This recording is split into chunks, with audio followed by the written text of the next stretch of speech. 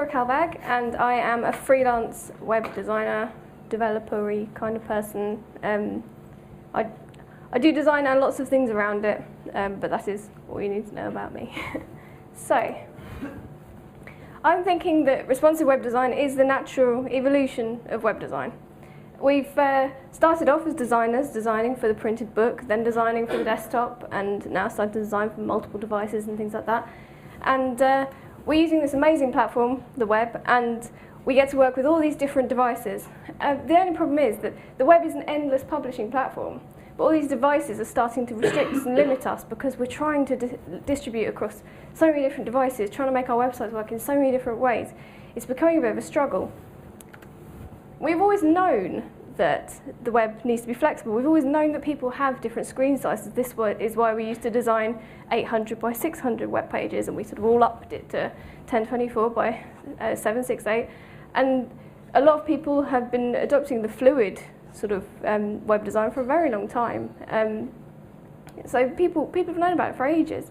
And I think that it's inevitable that we actually realise that we need to stop being restricted by these particular screen sizes. We know that we need to be flexible, and we need to stop thinking about these averages, this many users use this, and this many users use that. We need to actually start thinking about proper fluidity and proper movement. So a little bit about my talk.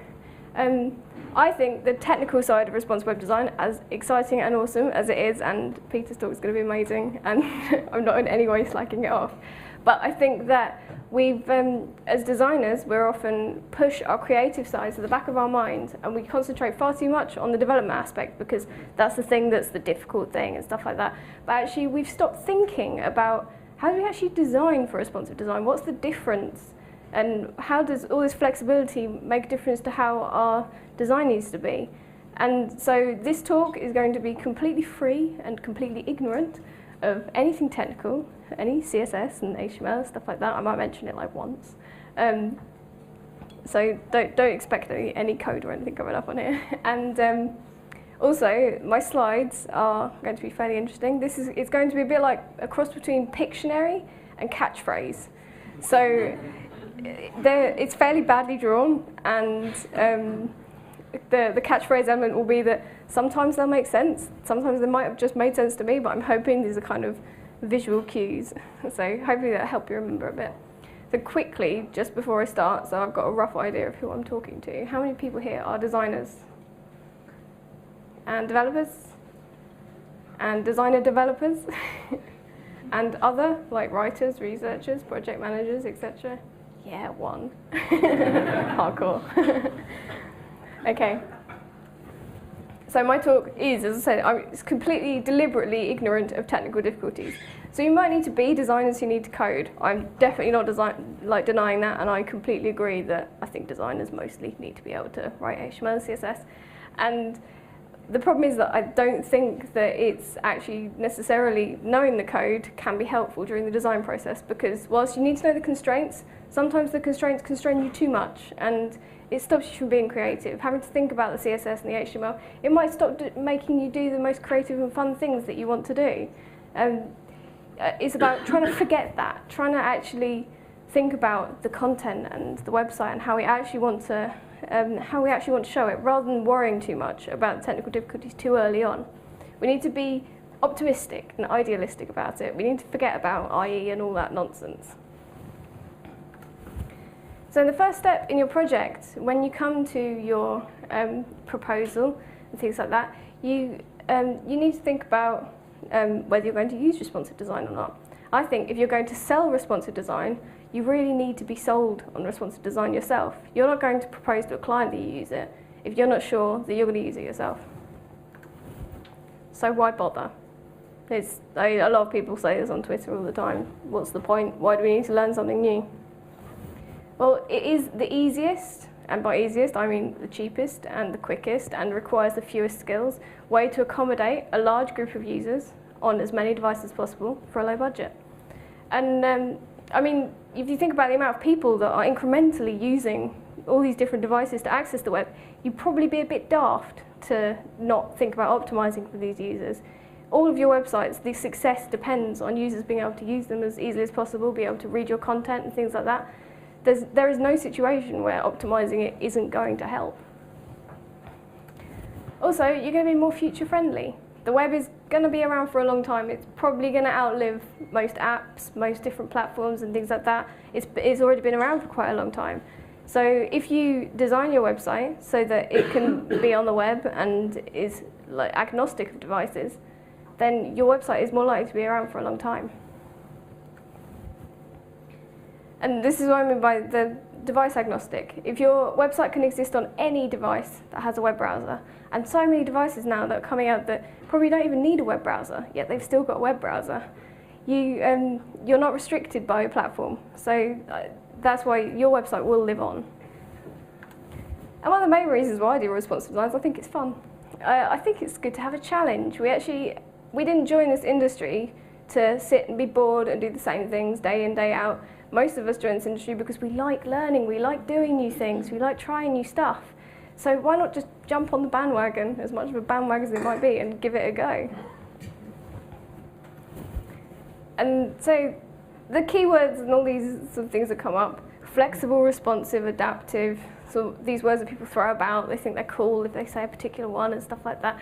But I think it's important to vaguely understand what people mean, the differences between these keywords. So responsive design. This is the one that was coined by Ethan Marcotte. It might have been coined by someone else beforehand, but he put it in a book. And I don't know, that seems to be a definition of like things that are so. If you put it in a book, then it is so. And so some people say responsive is a catch-all term for websites that fluidly change to respond to the screen it's displayed on. But Ethan Marcotte defines it as being three different things. It has a fluid grid. See, I don't know if you can actually guess this. This is the bit where it's like catchphrase. Can you guess that that's a fluid grid? My bottle of fluid responsiveness. Flexible images and uses media queries. See, that's a tiny bit of CSS that I sneaked in there. And the idea behind it is that your website is acting in response to the screen. And then on the other hand, we have adaptive sites, which people have been doing for quite a while. I think adaptive was the previous approach for mobile web. And this is often described as a branch of responsive web design, but it's an alternative to sort of infinitely fluid responsive design. So adaptive is defined as being designed for controlled adaptation. It is like multiple versions of a design for specific breakpoints. It changes to suit the device. It's very much more heavily based around breakpoints. To be honest, I don't care. And either of those, it doesn't really matter when you're designing. Does it make much difference? Probably not. I like to just call it all flexible. So I like to have flexible websites. And I think personally I prefer responsive designs because I think that they're probably a bit more future friendly because if you're designing adaptive sites, you're designing to fixed breakpoints and they might change in the future. So I think that the flexible responsive side is probably the way forward, but that's your personal choice. And one of the things that I think is also really important to understand when you're designing for this is that your design is reactive rather than responsive. It's about building in that extra flexibility that will see what the device is throwing at it and respond accordingly. It's reacting accordingly. It's not just scaling from size to size. It's going, this is what the conditions are, this is what I'm going to do. But it doesn't necessarily mean mobile. I think a lot of people think about responsive design and they think I have to do it in mobile. And Natalie Down, she's a very cool lady, and she said, well, sometimes you can have a flexible, responsive web design and a mobile app. There's nothing stopping you. I mean, you're covering a broader range of devices that way, and you get a personalised experience if you've got loads of users on iPhone or something like that. So you don't need to think that responsive web design exclusively means including mobile. Because if you think about it, the iPhone, whilst we might design these sites, these tiny little thin sites for the iPhone, the web browser, Mobile Safari, was actually designed to take full sites. It was designed for any site with web standards will render perfectly fine. You can use it perfectly fine. You can zoom in and move about, and it's no problem. So it's more about your users, your content. It doesn't really matter if your site isn't like a tiny thin column. As the very clever Mark Bolton said, is actually This is making our process evolve so that we as designers are more about principles and goals. We're helping people with design strategies. We're not just doing pretty comps. We're not just drawing pretty pictures of websites. We're actually starting to tell people this is why you should design it like that. Why is something that a lot of designers seem to miss out. They're just kind of, well, I know it because I'm a designer and I say that red goes. And we don't want to be like that. We want to be the designers with the ideas, the strategists. We want to help. We want our designs to help people go somewhere. We don't just want to be decorators. So once you've got an idea that you want to use responsive design, you want to start talking about it with the client. As a general rule, how do we sell it to our clients? Now, one of the ways is managing client expectations. That can be quite tricky because clients have all different ideas about how things should look on different devices. And the important thing is that you just keep communication open and you bear their thoughts in mind. And when I say clients, because I'm a freelancer, I tend to talk a lot in terms of clients, but I mean like, I don't know, bosses, project managers, whoever has the last word. So you want to let them know who you're designing for. This is why it's relevant. This is why we need to support all of these different devices. These are the devices that we're aiming for it to be really awesome on. I mean, it could work on any device, but these are the ones that we think would be really valuable. And how you're going to do it, sort of, will you be adaptive? Will you be responsive? Will you use fancy server-side code and things like that? It is difficult talking to clients about these things, and there are other options. And I think even before you get to that point, you need to think, why am I doing it?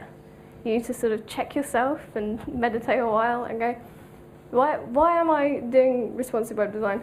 Am I doing it because it's trendy? Am I doing it because it's shiny? Am I putting reflections on all my images because Apple have done it and everyone else has done it and Web 2.0 is really cool?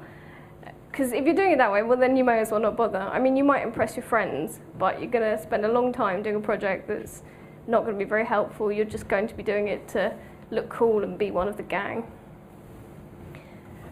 So then you need to check the client and the project. Is the responsive design really appropriate for them? Does the existing site, if there is one, get many users on a variety of devices? Checking your analytics and things like that is really helpful. But beware when you're doing this of making assumptions. People can assume, oh, there's loads of people accessing it on a mobile device, so they must be sort of on the road, things like that. You can be really careful, never make assumptions about anything at all. You need to check your analytics, do as much research as you can, and then use a test and use a test and use a test and use a test. Then there is this other option when approaching clients, and that's don't tell them anything. So Anna Debenham, she says that in her mind, it's like accessibility. You do it anyway to a site. You should consider accessibility and make your site work really well. And I hope that most people would do that. But some projects need a bit more attention to the accessibility. And that could be the same with responsive web design. You could think, well, actually, so many devices in the world today. Let's always, as a standard, design all our sites as flexible, responsive websites. And only tell the client if they ask. I've actually done that on one project that I had last year. And it was a client that they were selling an iPhone app. So I thought, well, actually, chances are they're going to get a lot of visits to an iPhone. So I may as well, not going to take me much longer, make it work on iPhone. So when you get started on your project and you've got the client's approval and you're getting into responsive, it's just like any other design project. It's about immersing yourself fully in the content. And I think with flexible web design, you can't fall back on decorative elements. You've got to really know what your content is, know about how you're going to display it, know about how you're going to represent it. You might be given the content by your client, and you might have to help show them the way.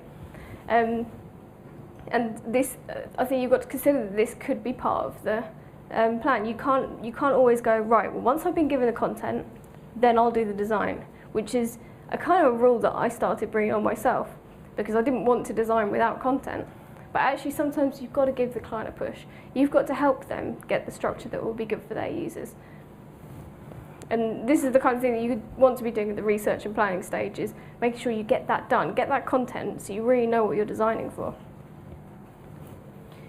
Now here I jump straight into the design and development phase because when you're planning actually rapidly becomes kind of designing. You're sort of doing lo-fi wireframe concepts and things like that, and that is designing. It's just lo-fi designing. And often the development gets thrown in as well because you're checking if something will work and if something will flow right in the browser and stuff like that. So I think process, I mean, it goes out the window to a degree. There isn't a strict order anymore. And so then we come to the design considerations. What are these big things that we need to think about when we're designing for the flexible web? Small screens, and they're quite fun because they're so different and we're not used to them.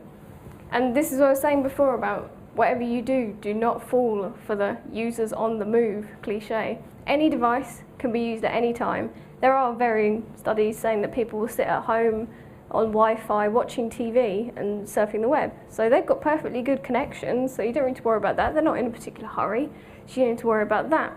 In the same way, you might be someone sitting there furiously trying to get something to work, sitting on crappy coffee shop 3G signal on your full-on MacBook Pro. So screen size doesn't necessarily mean different connection speeds and things like that. You've got to bear that in mind. Any device can be used at any time. Though there are a few things that you could probably make basic assumptions about, things like touch screens. I mean, you've got to bear them in mind. And things like you need to have very big touch points to make it easy to tap and browse about, not have too many elements crammed next to each other. And also think about the fact that when someone's using their phone and they're touching it, their hand is going to be covering the majority of your site. So it's just little things like that to think about the different ways that people interact with their sites.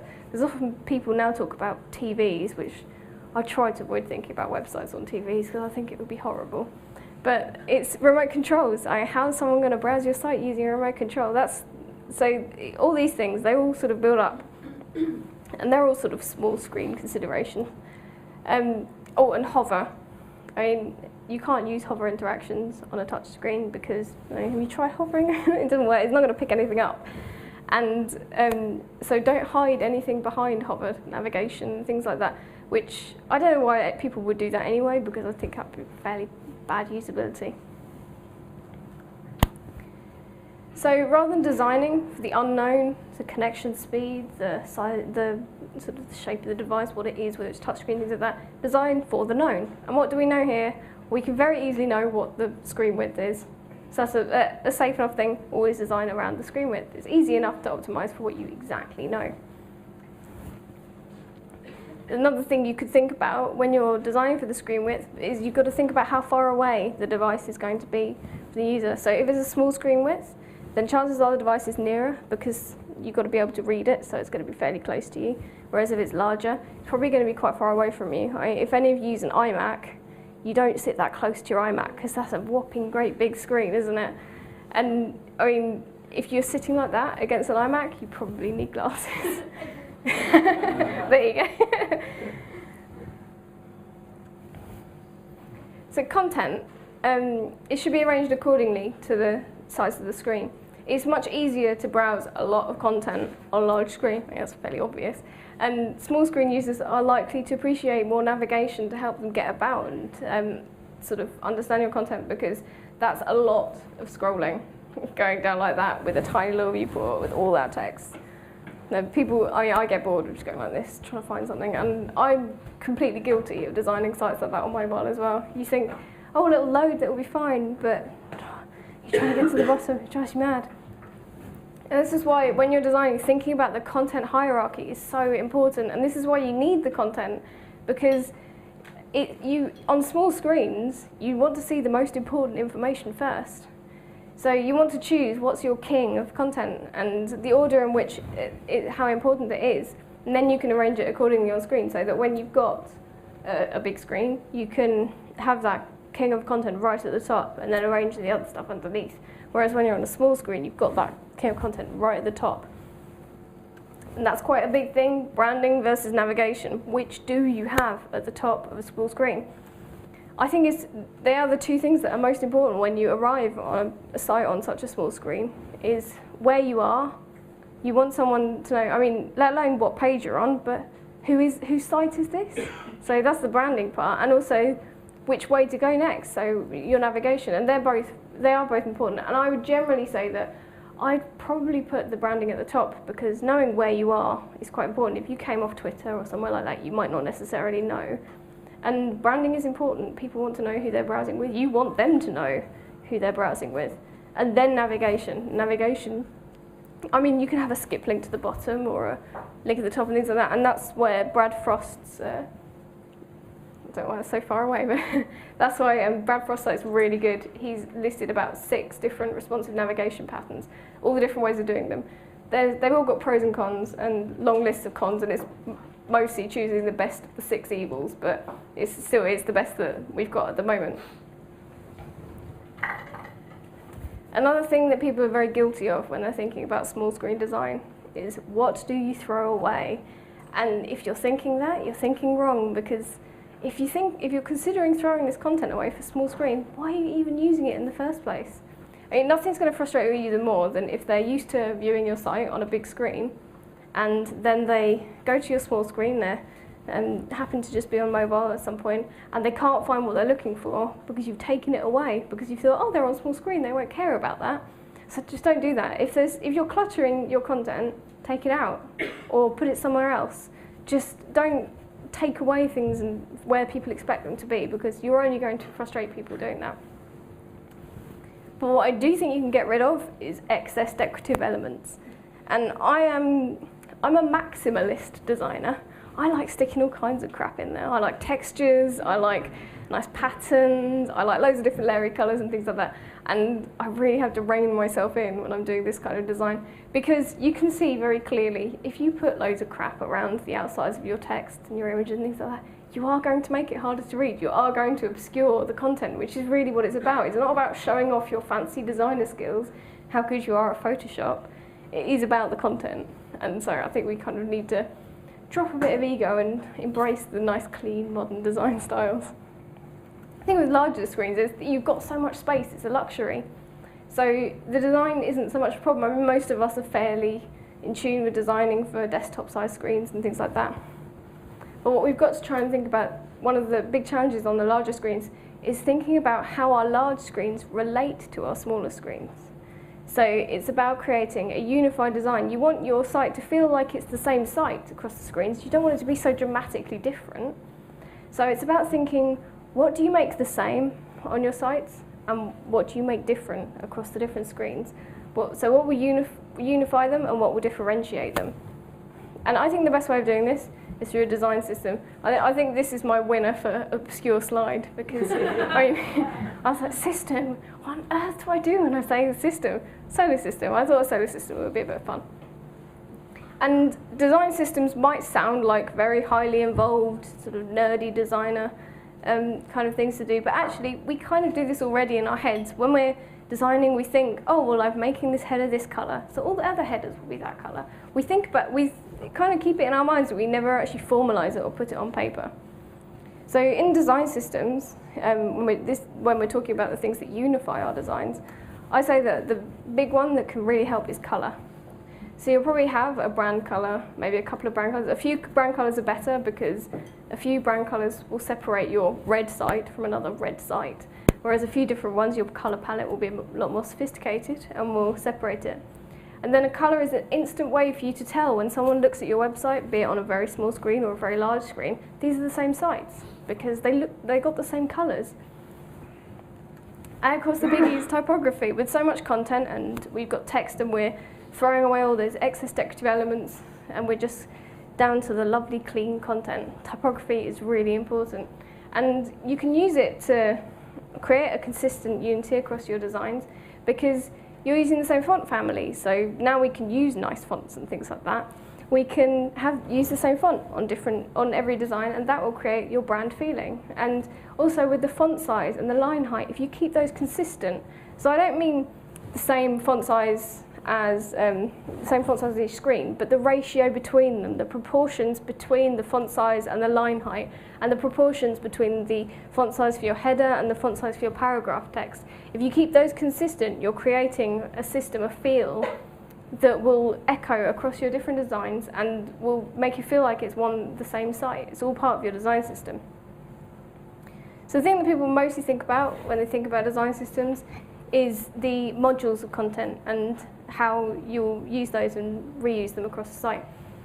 So you might pick how you have a paragraph heading with paragraph text, and how you'd have your paragraph heading with your paragraph text relates to your standard list heading with your list text. And it's about planning these individual elements is very important, and how they'll work across your site, but also planning how they'll work in relation to each other is important part of your style guide. It's working out how all these elements will work together. So it's very easy to think about designs in little chunks, but it's about trying to work out how it will work as a whole in your system. And there are two particularly good resources for this. There's Style Guide Approach, which Paul Lloyd's been going on about recently. He's really cool. He's got a really cool style guide, like a default one on his own site, that has a list of all these different HTML elements and how he would style them across his site. And the other one is Dan Cederholm's Pairs Library, which is a pattern library, which is a similar idea. They're both different types of design systems. So I recommend those. That Pairs, it is a URL. It's not quite obvious that it's just sort of 5 letters, but yeah, that's a URL. And it's all about creating these reusable elements that have the same meaning across the site, so it will help users to understand what your content's about, because you're echoing this meaning, you're creating a language that they'll understand. So you could create your style guide based on HTML. A lot of people do this, and they'll have a list of all the different HTML elements, and this is how I'll style that HTML element. But I think that often thinking in HTML and CSS isn't conducive to creativity. It's not going to make you think about different ways that the elements relate to each other and different things about text. You might fall into the default browser style kind of category. We want to try and escape this technical stuff if we want to exploit the creative elements of it. And then there's lorem ipsum. I don't know if anyone uses this already, but I really hope you don't, because the most important part of design is what you're designing for. If you're designing for lorem ipsum, then I'm not really sure what you're designing your website for. It's about understanding the content, displaying the content, representing your content. So lorem ipsum is just guessing. It's guessing design. So you can't use lorem ipsum with design systems, because it would be a collection of just arbitrary stuff. So yeah, so that one. When you're designing flexibility, we want this unity through the colour and the typography and things like that, so we've got that brand-like similarities going on, and this consistent visual language. But we also need to differentiate through layout, because obviously that's the difference between our different screen sizes, is our different layouts. Grid systems are a very big part of this, and grid systems just give you a bit of structure that can be the difference between having a nicely planned out page and something that's like content just spat out onto the page. But don't fall into that, oh god, I've got to use a 3-column grid on my 320 pixel wide screen because I do on my 960 pixel wide thing. If you think about it harmoniously, like 3 columns go down very nicely easily into one. But you can use these patterns and these proportions so that your design still feels similar. So if you're using a 6-column grid, you can reduce it down to a 3-column grid. You're using that rule of thirds, the almost golden section, and things like that. You're echoing it. And the same with a 4-column grid. If you're going with symmetry, just shorten it down to a 2-column grid. So you've got that same feel, and you're still using a grid, but you're not just being a slave to the grid. Design is about knowing the rules, and when you're changing layouts like this, that's the one time where you want to break the rules in a good way. And on the subject of breaking, breakpoints are quite contentious, because people have for a long time been talking about breakpoints based on different device widths, which obviously if you're going for an adaptive approach is very sensible. But if you want your site to be future friendly and truly responsive to loads of different devices, whatever devices come out in the future, doing it to devices probably isn't a good idea, because those devices will go away, you'll have new ones, and then your sizes will be completely wrong. So another thing that's been coming about recently, people have been talking about basing your breakpoints around your content. So it's about taking and optimizing your content and showing it at its best, really. If you think about it, it's about what do you know and what do you not know. You don't know what devices people are browsing your website with, so why design for that? You do know what your content looks like, so design for that. So images is quite a straightforward thing, but if you want to have really nice big images and you want people to be able to see as much of them as possible, you'll base your breakpoints around those images, so where they look the best. And if you're using tables, which is, I think it's quite a hard thing to design for responsively, you'll want to try and put the breakpoints at points that will make your table still easy to read and easy to digest. And as a side point, I know it's quite an obscure drawing, but that one on the far right there, one of the things that I found with tables recently, quite a good way of breaking down a table for a small screen is breaking it into individual items. So almost like a list, and a list of the different items in your table, and then having them with all their different properties, like top trump cards or something like that. Rather than comparing them in a table, you've got the cards in front of you, and that's quite a nice way of breaking up tables. Then flexibility, and this is the most important thing.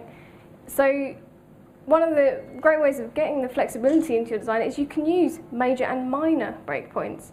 So you can have all these big breakpoints that say this is a massive screen, this is a tiny screen, things like that. But you can use your minor breakpoints in between to keep it neat and tidy. So things like line lengths and stuff like that, if you want your content to be readable.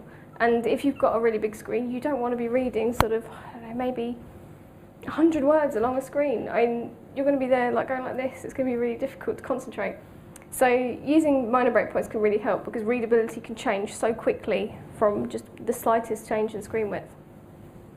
That's also something that's advocated by Brian and Stephanie Rieger. They go on about major and minor breakpoints a lot, and I'll recommend reading from them if you're interested in that.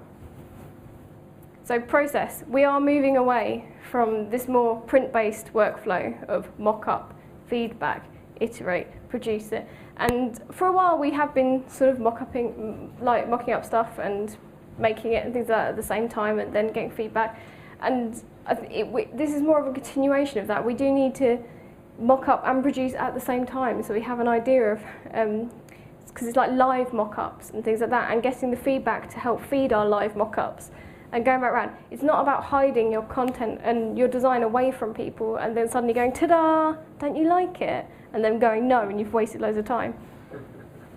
And I mean, part of the problem with this design process is that we haven't got the best tools for the job. So what we want is a really nice hammer and a nice paintbrush. What we've really got is the big old mallet of browser that will just smack. You can get everything down there, and yeah, it works, and that's how the content flows and things like that. And you've got this tiny little paintbrush where you can do all the pretty little detail in Photoshop. And we haven't really got something that two things that work together well enough yet to design well. But the problem is that how do we design? What do we design in? What tools do we use when we're designing responsively? Because nothing shows the flow of the content better than the browser. That's the only way that's going to show the realistic flow of the content. And the problem with working in the browser is that how do we stay creative? I mean, I don't know about you, if I design in a browser, I end up with all my content in boxes with borders, because that's what the browser does really well. And that's what I think, CSS boxes. So part of using the Photoshop is, and other fireworks and all these other tools, maybe even wireframes and sketches, it's about exploring, it's about the journey that you go on. That's what design's about. That's how you feed these things into your brains with all these different sketches and you bring everything together. So whilst I think designing in the browser can be useful, and you probably do need to do it at a point, you can't worry about sticking to that during the design process. There are loads of militants out there that will go, if you're designing responsive design, you must be designing in the browser. You can't do any mock-ups. I say forget them, because it's about what makes you creative, and it's about what you enjoy and what actually makes your design work. Right? There's a great talk at New Adventures. Robbie Manson said, designing in the browser doesn't necessarily foster creativity. If you are awesome at CSS and you can you design in your mind and just put it out into HTML and CSS, then you're amazing, and I have a lot of respect for you, and that's great. But not everyone's like that. And part of our process, part of our maturity as an industry is about understanding that we're not all the same. We don't all design the same. We don't all have the same process. We've got to embrace that and stop sort of nitpicking at each other for not doing the same as us.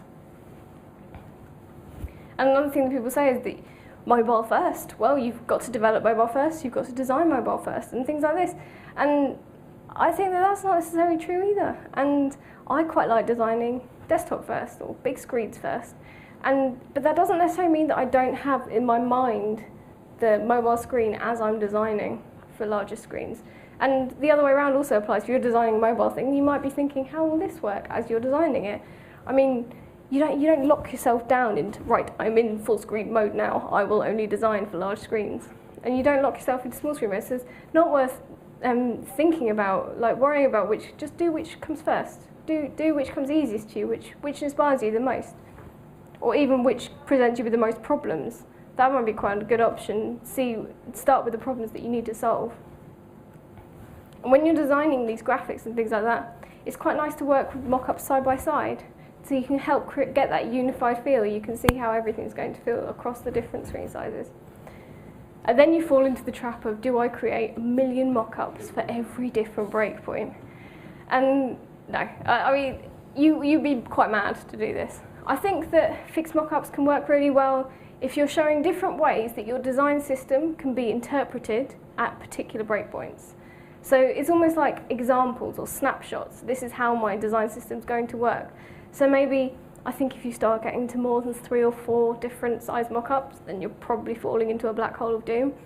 But otherwise, I think that some fixed mock-ups are safe. If you design well in fixed mock-ups, then do it. I think as Mark Bolton said, and I talk about Mark Bolton a lot because he's got some really good ideas about responsive design, trying to create a mock-up for every breakpoint is shoehorning a fixed width process into your responsive web design. You don't want to just stick with the processes we've been doing forever. This responsive stuff is really new, and we need new processes and things like that. We need to try new stuff. Let's not worry about trying to stick with what we always did. And then here's the bad news. There is no best process anyway. I mean, I'm not going to come here and tell you this is the magic bullet for how to design for responsive web. I think that the magic bullet is understanding that everyone's different, understanding that we all are creative in different ways, and that we will do it our own way, in our own time. And some people will find some really cool tools for doing it, and we need to follow them.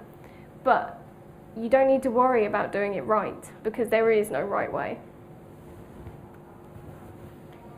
An important part, going back to them, is these clients, bosses, people. And in our process, we need to make sure that we're continually communicating with them. It is a big problem if you do a lot of work and you design a million mock-ups and things like that, and then you take it to the client and they hate it and they don't understand why you're doing it this size and stuff like that. Iterating rapidly with your clients, with your co-workers, if you're a designer doing it with a developer and things like that, is so important to just opening up our process and making sure we're not wasting time. And along with iterating with the feedback, we need to test our designs. I mean, people talk about going and browser testing and things like that, but how often do you test your design before it's actually developed? So one of the great options I have for this is Dropbox. And if you use I don't know if it works on other mobile devices, I'm sure it probably does, but I have an iPhone, and I've got the Dropbox app. And if I design a mock-up, the right size, and then I put it into Dropbox as a PNG image, if you then open it up full screen in the Dropbox app, and it's like it's an app on your phone or a site on your phone, and it's great. So you might not be able to interact with it, it might still be static, but you can see, will my finger clumsily tap that other link? Will I be able to read the text? Do the colours look funny in this light? Do I need to make them stronger and easier to read, like higher contrast? So I think that's another thing, that you need to ensure that you're testing your designs, and obviously user testing on people, that's all helpful, like passing it on to someone. Would you use this if this was on your phone? And I mean, I'm not very good at user testing, but that's would I use this or not on your phone? But it's not just thinking about it in terms of browser testing, not just thinking about it in terms of does this work on this device. It's more about thinking about, is this design optimized for it? Will this design be enjoyable to use? And then, coming towards the end of my talk, one of my pet peeves is speed. All these people going on, why are you doing responsive web design? It's not fast enough. It's going to take you so much longer. Oh, soon our process will be so good that it will take as quick as it was before. And I think this is rubbish. Like, with responsive and flexible design, you're planning so much. You're trying to take so many different points into account. You can't expect it to take less time. You can't expect it to take the same amount of time. You're producing something that's so much bigger, does so much more, and in theory should be so much better. Why would you think it would take an equal amount of time? And I think we need to try and stamp on this one and get rid of it, because I think it's a really daft way of thinking. And so then on to my final point. One of the things we need to do is, as we're developing this new process, is continue evaluating our design after we're done. See how effective it is, because we are pioneering this sort of way of designing. We need to see what other people think. We don't just need to see it because our egos need a bit of rubbing. We want to check what's effective and what's not, and not be scared of finding that we have weaknesses, that we failed. Not hide away and go, well, it's done, I'm not thinking about it anymore. We need to take what we did right and adopt it and carry on, and we need to promote it to other people who aren't really sure, and then see what our failures are, maybe share our failures with other people, and help everyone understand, like, this is how our process will be from now. This is the things that work and the things that don't work. And I think it's very easy when you're doing new things to be a bit scared of sharing it, and I think it's very important to admit when you're wrong and say, look, this site I designed for, what do you think, Future Insights Live or Future Web Design is a bit dodgy in places on mobile, and I would welcome any criticism, because I think that you need that to learn as a designer. You need to forget the ego and help yourself to grow. Anyway, I didn't go on too long for you, but that's me, and I'm at Laura Calbag on Twitter if anyone wants to talk. I would very much appreciate it. Thank you.